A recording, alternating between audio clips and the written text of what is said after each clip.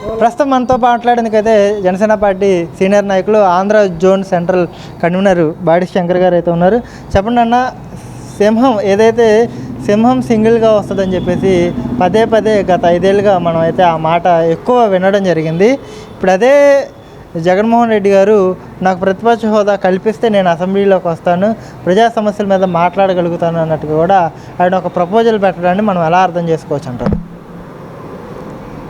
ఇప్పుడు అసెంబ్లీకి రాకపోతే ఎవరికి నష్టం? పబ్లిక్కి ఏమి నష్టం లేదు. నువ్వు రాకపోతే, నువ్వు వస్తేనే నష్టం పబ్లిక్కి. నువ్వు గతంలో ఇదే అసెంబ్లీ హాల్లో నువ్వు అన్న మాట ఏంటి? 24 సీట్లు 23 సీట్లలో నేను కానీ 5 సీట్లు లాగేసుకుంటే,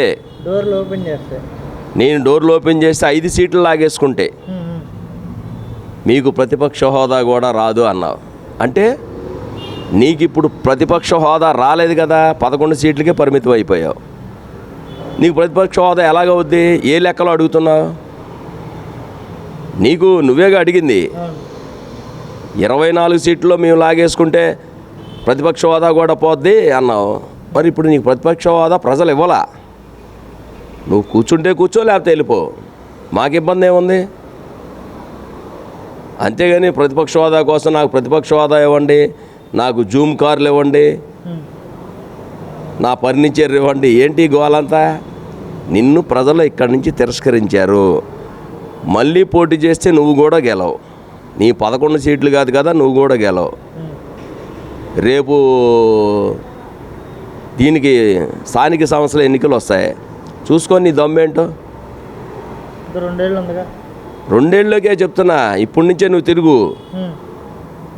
నీకు దమ్ముంటే లోకల్ బాడీ ఎలక్షన్లో చూసుకో, ప్రూవ్ చేసుకో. అప్పుడు ప్రతిపక్ష నాయకుడిగా ప్రూవ్ చేసుకో. అంటే ఇప్పుడు ఇదే వైఎస్ఆర్సీపీ పార్టీ ఎన్డీఏకి మద్దతు ప్రకటించడాన్ని మనం ఎలా అర్థం చేసుకోవచ్చు అంటారు? నిన్న మొన్నటి దాకా సింహం సింగిల్గా వస్తుందని చెప్పేసి రోజా గారు కూడా చెప్పడం, 40 సీట్లు అంటే 40% ఓట్లు వచ్చిన పార్టీ గతంలో అంటే తెలంగాణలో రేవంత్ రెడ్డి సీఎం కాగలిగాడు. అదేవిధంగా 40% ఓట్లు వచ్చిన ఇదే మోదీ కూడా ప్రధాని కాగలిగాడు అన్నట్టుగా కూడా మాట్లాడుతుంది కదా. ఎలా చూడొచ్చు అంటారు రోజా కామెంట్స్ని, అదేవిధంగా వైఎస్ఆర్సీపీ పార్టీని ఎన్డీఏకి మద్దతు ప్రకటించడాన్ని? వారు మాట్లాడడానికి అర్థం కూడా లేదు. కేవలం ఆయన కేసుల కోసం, రాజీ కోసమే, కేసులు రాజీ చేసుకోవడానికి, కేసుల నుంచి బయటపడడానికి, జైలుకి వెళ్లకుండా ఉండడం కోసం ఈ నాటకాలంతా. ఎన్డీఏకి మద్దతు లేదని చెప్పు నీకు దమ్ముంటే, నీకు దమ్ముంటే. మా కూటమికి మళ్ళీ నువ్వెందుకు మద్దతే? నువ్వు ఇక్కడి నుంచి పారిపోయి 11 సీట్లు తీసుకొని పారిపోయి బెంగళూరు పారిపోతే బెంగళూరులో కూడా కొట్టబోతున్నారు నిన్ను. నువ్వు సింగల్గా రావడం ఏంటి అసలు? సింహం అన్నావు, ఏమైపోయావు? పారిపోయింది సింహం వెనక్కి తిరిగి. ఈ ఆంధ్రప్రదేశ్లో నలుమూలలకు ఎక్కడికి వెళ్ళినా ఆయనకి పరాభవం తప్పదు. నేను మొన్న కూడా చెప్పా, మళ్ళీ పాదయాత్ర చేస్తానంటే చెప్పులతో కొడతారని. అది తక్షణం జరుగుద్ది. రా, నువ్వు ఎంత మోసం చేసావు, యువతను ఏం చేసావు? యువతను మోసం చేసావు, అందరినీ, ఈ రాష్ట్ర ప్రజలందరినీ మోసం చేసావు. కేవలం నీ కులం, నీ కుటుంబంలోనూ కొంతమంది మళ్ళీ దాయాదులు అవసరంలే వీళ్ళకి. ఈ రాష్ట్రాన్ని నాశనం చేస్తే ప్రజలు ఏం తీర్పిచ్చారు చూశాడు కదా. ముద్రగడ పద్మనాభం గారు గత 5 ఏళ్ళుగా కాపు రిజర్వేషన్ల అంశాన్ని పక్కన పెట్టేసి ఇప్పుడు తాజాగా కూటమి ప్రభుత్వం అధికారంలోకి వచ్చినాక యువతకి కొన్ని సూచనలు అయితే చేశారు. నన్ను తిట్టడం మానేయండి, పవన్ కళ్యాణ్ గారిని రిజర్వేషన్ల కోసం డిమాండ్ చేయండి అన్నట్టుగా కూడా ఆయన మాటల్ని మనం ఎలా అర్థం చేసుకోవచ్చు అంటారు? ఆయన కాపు కులమే కాదన్నప్పుడు మా గురించి ఎందుకు? ఆయనకి రిజర్వేషన్లు ఎందుకు? యువత గురించి ఎందుకు? ఈ రాష్ట్ర ప్రజలు ఎందుకు? మెంటల్గా ఉన్నాడు ఆయన. వయసు మీద పడి ఆయన ఏం మాట్లాడుతున్నాడో ఆయనకి అర్థం కావట్లే. ముద్రగడ్డ పద్మనాభ రెడ్డి కూడా మార్చుకున్నాడు ఆయన, పేరు కూడా పెట్టేసుకున్నాడు రెడ్డి అని. ఇక మా గురించి ఎందుకు? కాపు కులం గురించి ఆయనకి దేనికి? కాపు కులం యువత గురించి నీకెందుకు? దేని గురించి నీకెందుకు? ఇదే సందర్భంలో అక్కడ కోనసీమలో గొడవ అయినప్పుడు కాపు పిల్లల మీద కేసుని పెట్టినప్పుడు ఏం చేసావు నువ్వు? ఇంట్లో కూర్చొని భజన చేసావా? కోనసీమలో అల్లరి చేసినప్పుడు, గొడవలు చేసినప్పుడు, మంత్రి మీద దాడి జరిగినప్పుడు పబ్లిక్ జయనం చేస్తే అందులో కాపు కుర్రలను తీసుకొచ్చి కేసుల్లో పెడితే అమ్మమ్మో వీటి ఇప్పుడు మాట్లాడకూడదని పారిపోయినాడు నువ్వు. కాపు యువత గురించి దేనికి మాట్లాడతావు? ఇంట్లో కూర్చోమానండి. పెద్ద వయసు వచ్చింది కాబట్టి ఆయనకి సలహా ఇచ్చేదంటే రెడ్డి గారికి ఇంట్లో కూర్చోవడమే. అంటే ఇదే ముద్రగడ పద్మనాభం గారిని పోతిన మహేష్ కూడా సమర్థిస్తూ ఆయన కాపు ఉద్యమ నాయకుడు, అలాంటి ఉద్యమ నాయకుడిని మనం కాపాడుకోవాలి, గౌరవించుకోవాలి, దయచేసి ఎవరు తిట్టకండి అని చెప్పేసి కూడా పోతిన మహేష్ గారు కూడా మీడియా ముందుకు వచ్చి ఆవేదన వ్యక్తం చేస్తున్నారు. ఎలా చూడొచ్చు అంటారు పోతిన మహేష్ గారి వ్యాఖ్యలను? ఇప్పుడు జోగి రాసుకుంటే బూడిద రాలుద్ది. ఆయన పద్మనాభరెడ్డి, ఈయన పోతిన మహేష్ రెడ్డి. మీరు కూడా శపథం చేశారుగా, నేను గెలిపిస్తా, ఇక్కడ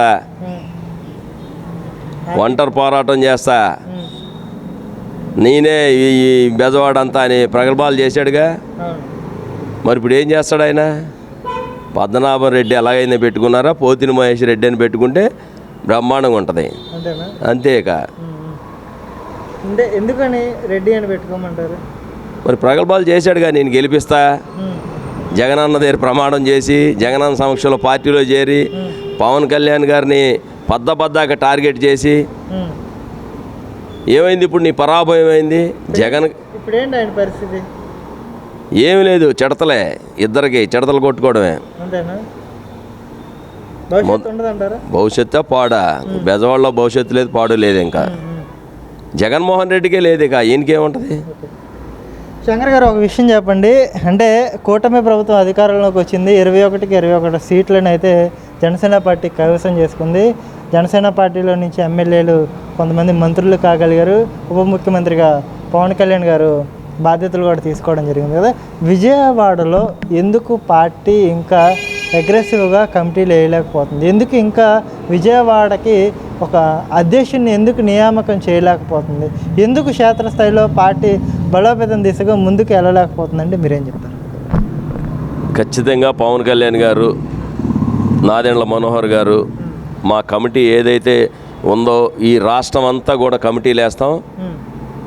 రాష్ట్రం మొత్తం ప్రతి జిల్లాలో జిల్లా అధ్యక్షులు పెడతారు, టౌన్ అధ్యక్షులు పెడతారు, మండల కమిటీలు పెడతారు, వార్డు కమిటీలు పెడతారు, అన్నీ పెడతాం. కొంచెం టైం, ఇప్పుడేగా అధికారం వచ్చింది కాబట్టి జిల్లా పర్యటనలు చేసి అవన్నీ కూడా ఒకటి చేసుకొని వస్తాం. ఆంధ్రప్రదేశ్కి కేంద్ర బిందువే విజయవాడ నగరం. ఇక్కడ ఏం జరగాలన్నా కూడా రాష్ట్రం నలుమూల నుంచి కూడా అందరూ ఎక్కడికే వచ్చే పరిస్థితి కదా. ఇక్కడ ఎందుకు అంత అగ్రెసివ్ వర్క్ ఎందుకు చేయలేకపోతున్నారు అనేది నాకు ప్రధానమైన ప్రశ్న. మొన్న ఎన్నికల్లో చేశాంగా మేము, బ్రహ్మాండమైన రిజల్ట్స్ ఇచ్చాము. ఇక్కడ కళ్యాణ్ గారి పిలుపు మేరకే ఆ రిజల్ట్స్.